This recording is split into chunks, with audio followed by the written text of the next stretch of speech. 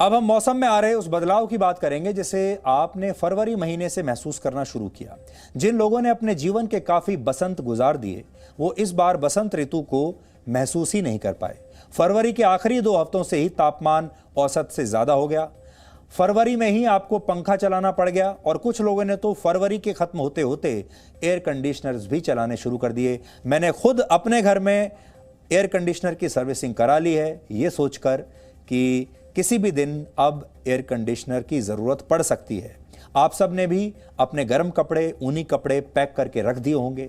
अगर आप दिल्ली या उत्तर भारत में रहते हैं तो फरवरी महीने से ही शुरू हो चुकी गर्मी को लेकर आपका अनुभव भी जरूर ऐसा ही होगा जैसा हम आपको बता रहे हैं। वैसे तो होली से पहले तक इतनी ठंड तो रहती ही है कि सुबह शाम आपको गर्म कपड़ा पहनना पड़े और सोते समय कंबल लेना पड़े या हल्की रजाई की जरूरत पड़े। हर बार होली तक ऐसा ही मौसम होता है, लेकिन इस साल की फरवरी ने आपका यह पुराना अनुभव बदल दिया।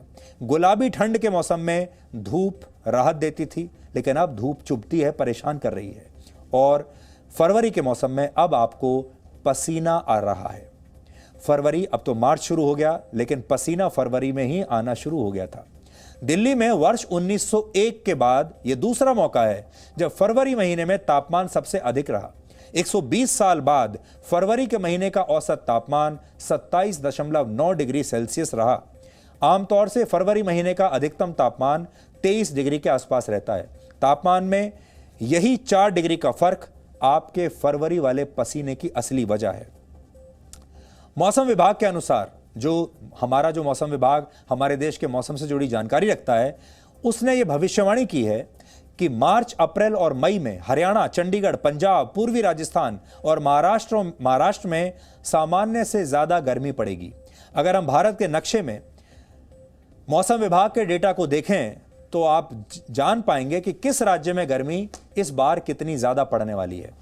आपके सामने टीवी स्क्रीन पर भारत में आने वाली गर्मी का नक्शा है। आप देख लीजिए, इस भारत के नक्शे में आप कहां पर रहते हैं, किस गांव में रहते हैं, किस शहर में रहते हैं, किस राज्य में रहते हैं, और फिर देख लीजिए ये वो राज्य हैं जहां पर सबसे ज्यादा गर्मी पड़ने वाली है। हम ये देख रहे हैं दिल्ली में, जैसे कि नॉर्थ इंडिया में वो फरवरी मार्च में अब टेम्परेचर 30, 32, 35 डिग्री तक जा रहा है, जो कि एक समर सीजन में ये देखा जाता है। समर में दिल्ली में 45 डिग्री भी होती है, लेकिन अर्ली समर में टेम्परेचर आपका कोई 30-35 डिग्री होता है। तो अभी जो हमारे जो क्लाइमेटिक कंडीशन है दिल्ली में, वो अर्ली समर को रिफ्लेक्ट कर रहा है, स्प्रिंग को नहीं। तो दिल्ली में एक तरह से स्प्रिंग खत्म हो चुका है और इसका कारण 2 है। पहला कारण ये है कि अब हम क्लाइमेट चेंज का इंपैक्ट देख रहे हैं। दूसरा है कि शहरों में एक साइंटिफिक टर्म यूज करते हैं, हीट आइलैंड इफेक्ट। जो शहर हैं वहाँ पे पेड़ कम है, कंक्रीट ज़्यादा है, स्टील ज़्यादा है, बहुत एनर्जी का कंजम्पशन होता है। जब से एनर्जी कंजम्पशन होगा तो हीट बाहर निकलेगा। तो शहरों में हीट आइलैंड इफेक्ट के कारण भी 1 या 2 डिग्री या 3 डिग्री टेम्परेचर ज़्यादा होता है। अभी तक आप समझते थे कि क्लाइमेट चेंज सेमिनार और किताबों का विषय है, इससे आपका कोई लेना देना नहीं। हम इसे सरकार और नेताओं के भरोसे छोड़ देते थे। हम ये मानकर चलते थे कि ये मुद्दा एनजीओज और पर्यावरण कार्यकर्ताओं का है। लेकिन अब मौसम का ये बदलाव आपके दरवाजे तक आ चुका है, आपके घरों में प्रवेश कर चुका है, आपकी जिंदगी में प्रवेश कर चुका है। इसे और अच्छी तरह से समझाने के लिए आज हम आपको इटली के एक शहर वेनिस लेकर चलेंगे। शहर की सबसे बड़ी ऐतिहासिक पहचान कैसे मिट रही है, ये अब आप इस वीडियो के जरिए देखकर समझ सकते हैं। और इसी के साथ आपको यह भी समझ में आएगा कि कल तक मौसम का बदलाव जो बहुत दूर लगता था, अब कैसे आपके घरों के अंदर पहुंच चुका है। दिल्ली से 5800 किलोमीटर दूर इटली में एक प्रसिद्ध ऐतिहासिक शहर वेनिस। भारतीय फिल्मों में आपने अक्सर देखा होगा कि इस शहर के लोग सड़क की जगह नहरों का इस्तेमाल करते हैं और गाड़ियों की जगह नाव चलती हैं वहां पर, क्योंकि शहर के सारे हिस्से पानी के जरिए जुड़े हुए हैं, कनेक्टेड हैं। लेकिन नहरों के बीच बसे इस शहर की पहचान अब बदल गई है। वेनिस की ये नहरें सूख गई हैं और इसके लिए भी क्लाइमेट चेंज को कारण माना जा रहा है। आप इस वीडियो को देखिए।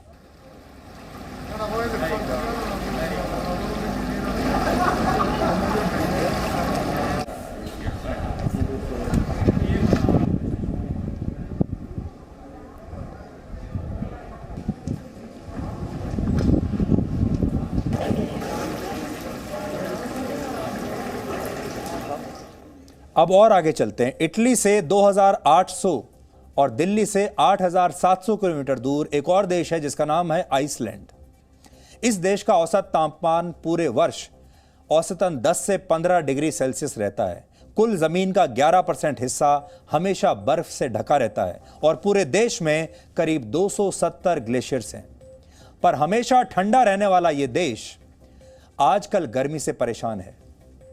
हर वर्ष तापमान 2 से 3 डिग्री सेल्सियस बढ़ रहा है और इसकी वजह से यहां ग्लेशियर्स पिघलना शुरू हो गए हैं। अब यहां के नागरिकों के लिए एक बड़ी अजीब सी घटना है, इतनी अजीब कि वो ग्लेशियर के खत्म होने पर उसकी अंतिम यात्रा निकाल रहे हैं और उसकी शोक सभा कर रहे हैं। आपकी टीवी स्क्रीन पर जो लोग आपको दिख रहे हैं वो ऐसी ही एक शोक यात्रा का हिस्सा हैं और इसमें वहां के प्रधानमंत्री भी शामिल हैं, क्योंकि वहां पर एक ग्लेशियर टूट गया और अब उसकी कब्र बनाई गई है और उसमें जो पत्थर लगाया गया है उसमें ग्लेशियर की जिंदगी के बारे में भी लिखा गया है।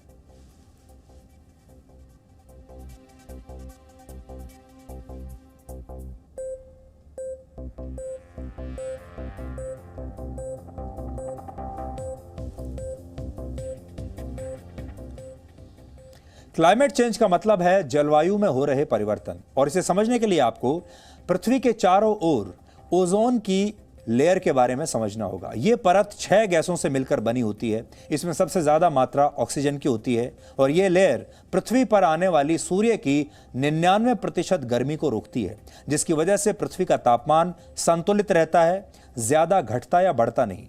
लेकिन ओजोन लेयर को पृथ्वी पर चलने वाले वाहनों के धुएं से, कोयले के जलने से निकलने वाली गैस से, वायु प्रदूषण और एयर कंडीशनर्स, रेफ्रिजरेटर्स वगैरह से निकलने वाली गैसेस के कारण बहुत नुकसान होता है। ओजोन परत अब धीरे धीरे कमजोर हो रही है। इससे सूर्य की किरणें पृथ्वी को पहले के मुकाबले ज्यादा गर्म कर रही हैं और इसकी वजह से पृथ्वी का औसत तापमान बढ़ रहा है और पृथ्वी का मौसम भी बिगड़ रहा है। तापमान बढ़ने से ग्लेशियर्स पिघलते हैं और इसकी वजह से 2050 तक दुनिया में समुद्र का जल स्तर 20 फीट ऊपर हो जाएगा और Jakarta, Los Angeles, Manila, Mumbai, Osaka, Shanghai और टोक्यो के अलावा फ्लोरिडा और न्यूयॉर्क शहर जैसे कई हिस्से पानी में डूब सकते हैं। इसके अलावा दुनिया के 570 शहर और भी हैं जो डूब जाएंगे और 800 करोड़ लोग बुरी तरह से इससे प्रभावित होंगे। इससे 44 ट्रिलियन यूएस डॉलर्स यानी 322 लाख करोड़ रुपए का नुकसान होगा।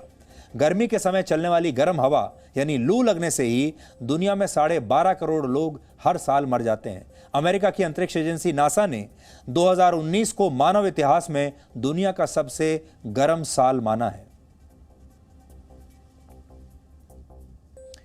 तो हमारी कोशिश रहेगी कि हम धीरे धीरे आपको क्लाइमेट चेंज को लेकर सावधान करते रहें और आप ये मत समझिए कि ये सरकारों की जिम्मेदारी है, ये मत समझिए कि ये सिर्फ गोष्ठियों में इसके बारे में बात होगी, सिर्फ सेमिनार्स में बात होगी और आपकी कोई जिम्मेदारी नहीं बनती। आपकी ही सबसे ज़्यादा जिम्मेदारी बनती है, क्योंकि जब क्लाइमेट चेंज होगा तो आप ही को सबसे ज़्यादा परेशानी होगी और इस बार आप सब ने इसे बहुत ध्यान से देख भी लिया होगा।